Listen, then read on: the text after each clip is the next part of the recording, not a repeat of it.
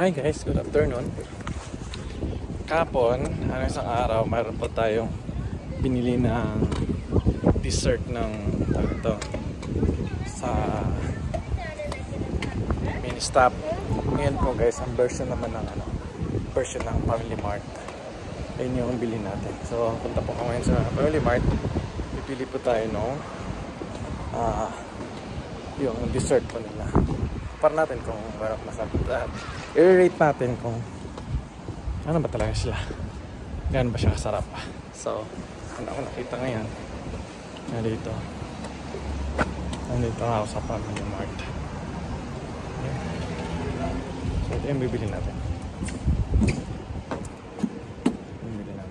Try.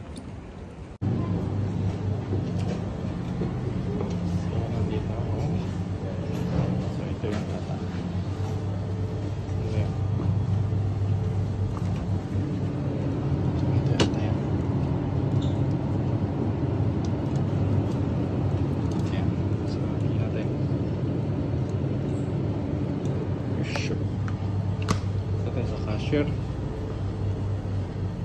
siya dahil magdibare tayo, hindi tayo makagamit na. So ngayon lalagyan natin siya nito ito craft niya. Plus buksan natin.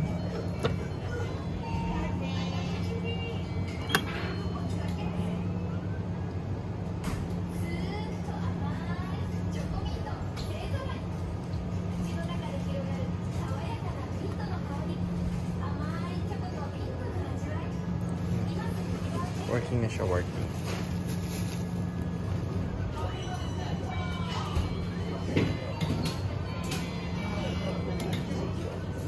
Hintayin lang natin.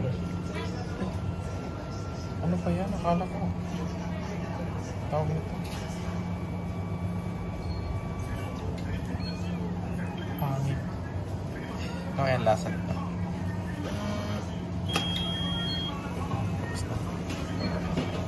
Pangit. Nakatatrip.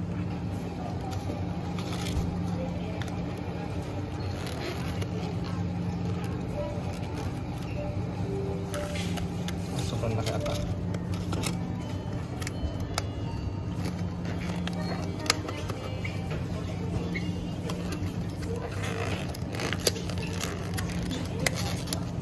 Ito naman sobrang liit.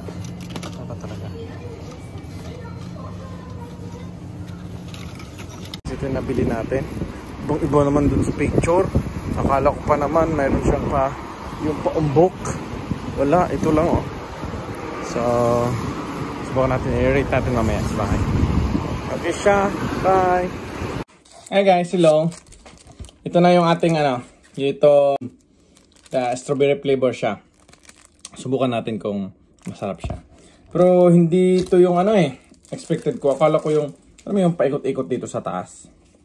Hindi siya parang nilagay lang na gatas pababa. Pero kailangan nating i-mix muna.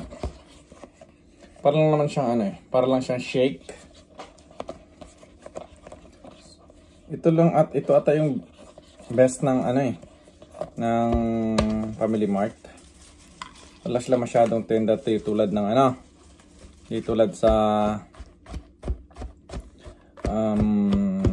mini stop. So ngayon, tutunawin ko lang, lulusawin ko lang kung masarap ba siya. Kung hindi siya masarap, bagsak siya. Try natin. Tingnan mo naman. Oh, parang shake lang siya.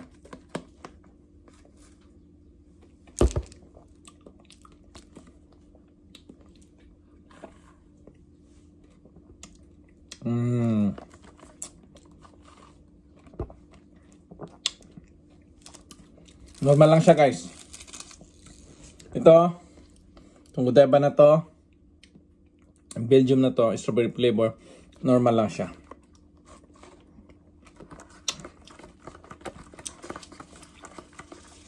Out of 10, 5. 5 lang siya. So yun.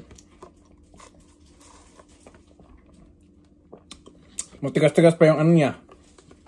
Yung mga yung mga sangkap, matigas-tigas. Yun. So, tas yung expectation din hindi natin nakuha siya.